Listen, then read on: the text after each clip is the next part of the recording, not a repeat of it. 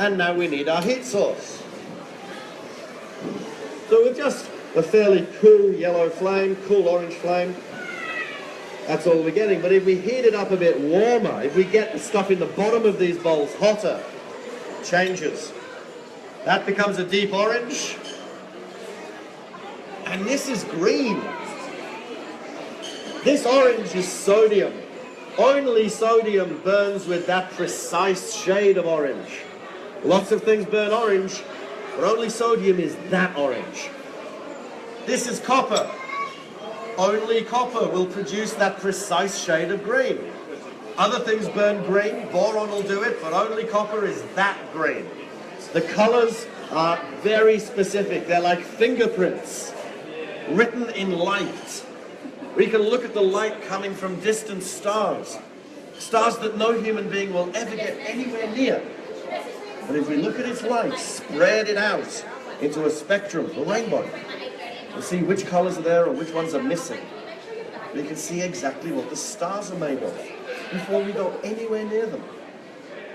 We've learned more about the universe from looking at its spectra, its rainbows, than any other single thing. You had a question. What stops it? So why doesn't that blanket burn? There's no oxygen left inside there, so it helps to put the fire out. And the blanket's made out of glass. Glass doesn't burn that well. So now this is nice and hot. This is now very hot, so I've wrapped them up so you can't touch them. What do you know about heat? Have you heard that heat rises? You got a question?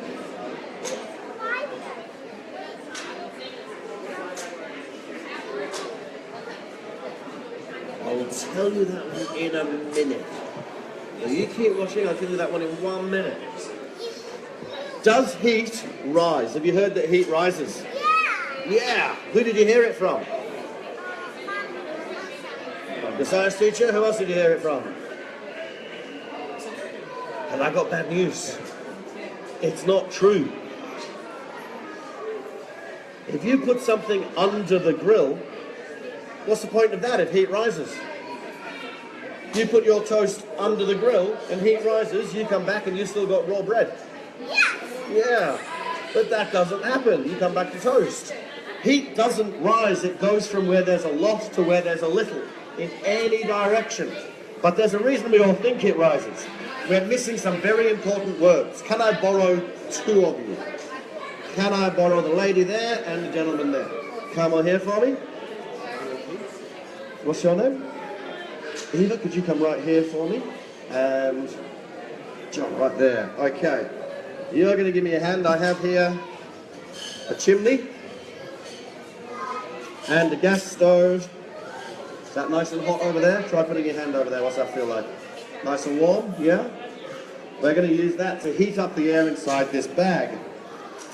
So this is why everyone thinks heat rises. They miss some very important words out of the mix.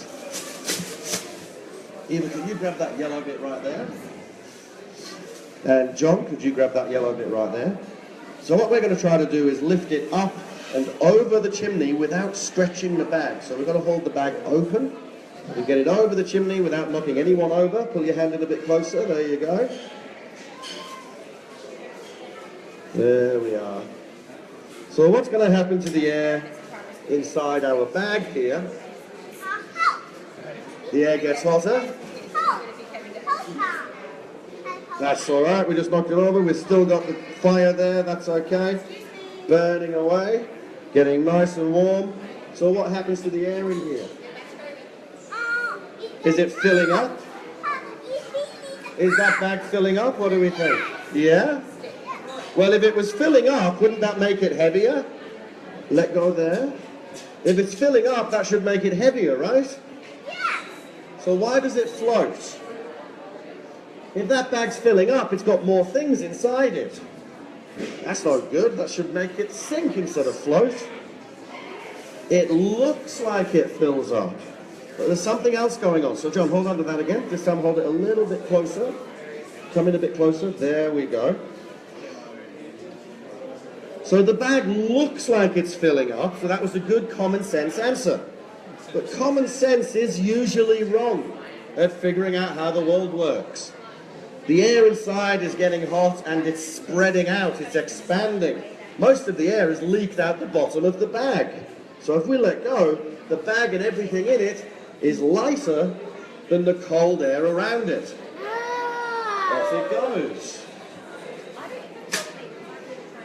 Hot air rises over cold air. Hot water rises over cold water.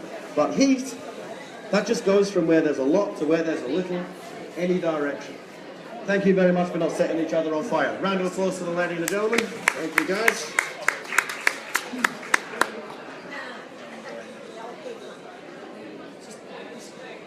What if you wanted to burn something that's hard to burn? Could I put a spoon in here and set it on fire? Now, gas is easy to burn. I want something hard to burn. Could I set fire to a spoon with that? Would it just get hot or would it catch fire? I think a spoon, a big chunk of metal, would just get warm. But what if we grind that metal up into powder, tiny pieces? What does that remind you of? Sparklers, yes. This is powdered iron, which is the main ingredient in sparklers. A tiny piece of iron can get to a high temperature without a lot of heat. Heat and temperature aren't the same thing. The temperature is the average jiggling of the atoms. Heat is the total energy. In a sparkler, you still need something that burns a bit hotter than iron to keep it running. So in a sparkler, you have some of this. This is magnesium powder. And magnesium burns so easily, if I had a spoon made out of magnesium, it would still burn. A flare. Anytime you've seen a bright white flare in a firework display, I guarantee, magnesium doing the burning. What if you've got something that's already tiny, tiny particles? Something that's already, if anything, too easy to mix. What if you're dealing with a gas? If you mix the gas with air and then set it on fire, you don't get a fire, you get an explosion. And I don't want to make any sudden big bangs because right next door to us, we have a lot of very nervous, very large animals. If we make a lot of big bangs, those poor people next door are going to be swimming. So, how do I slow down a gas fire? Just don't mix it with the air very well. Inside these bubbles, all we have is fuel. There's no air mixed in with it yet. When I burst the bubbles, it can mix with the air that's around it, but that's not a very good mix. You're not going to get a really good fast flame. It's going to be slow. It's going to be reliable. Which means professional idiots like me get to do something really stupid.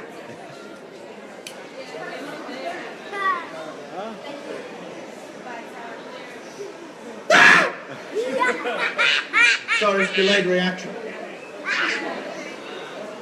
Now, the reason I can do this is because there is no air mixed in with that gas yet. It only gets to mix when the bubbles burst. That's a very bad fuel-air mix, so we get a very inefficient flame. This is how Hollywood pretends to do explosions. The movies never really blow anything up. An explosion is a very, very fast burn. A burn that goes so quickly, it goes bang. Well, there's a good reason why I can do that, and you can't. Well, one reason, the only reason I was willing to try, there was no air in there. So it didn't go bang, it didn't break my wrist, it didn't pop my eardrums, and it didn't take all the skin off my hand. The other reason, can I borrow your hand again? You see this skin? This is beautiful skin. This is in excellent condition. This is new. This is sensitive. This is growing. This can feel things. If I tickle that, you feel it, right? But this, you try tickling that. Go on. Bet you can't make me giggle. Now, you barely feel it at all. This is shoe leather. It's old. It's already damaged. If you want to set fire to yourself, wait until you're at least 35 years old. Then you have 35 years worth of damage first, okay? Yes. You said full head of hair too. I used to have a full head of hair. That is where it all went. Now, if I want a proper bang, a decent fast fire, then I need to mix my fuel with oxygen. The thing is, I don't want to mix my fuel with oxygen on my hand because that would really hurt. So instead I'm going to do it in here. But I'm going to go back to using my favorite fuel. Methylated spirits, poisonous, flammable, 95% ethanol, 5% methanol. But I'm going to mix it up really well with the air. See, at the moment, it's still just a puddle. If I threw a match in there, we'd get just another slow yellow flame. But if we spread it out, move it around the bottle, get more and more of the fuel touching the air, that's more that's going to burn in a shorter time. Give it a shake. Get some of the vapor in the air, banging into the oxygen molecules, ready to burn, ready to react. They just need a little bit of a push to get started.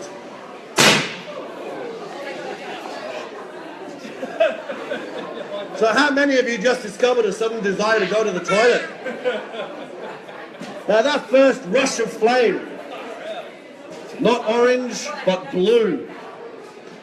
The blue flames are the hottest.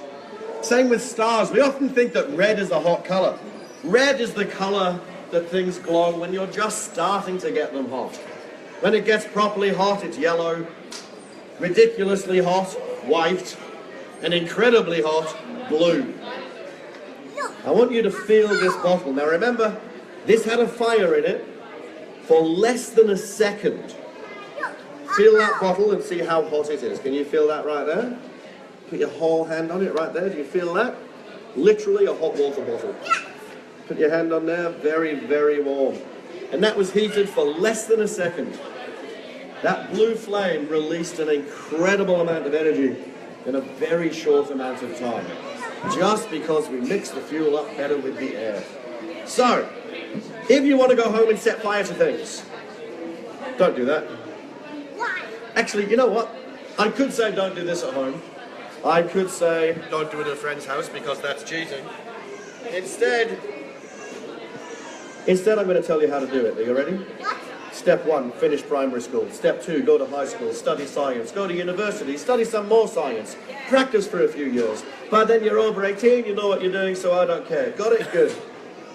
Other than that, leave the setting stuff on fire to the professional idiots, okay?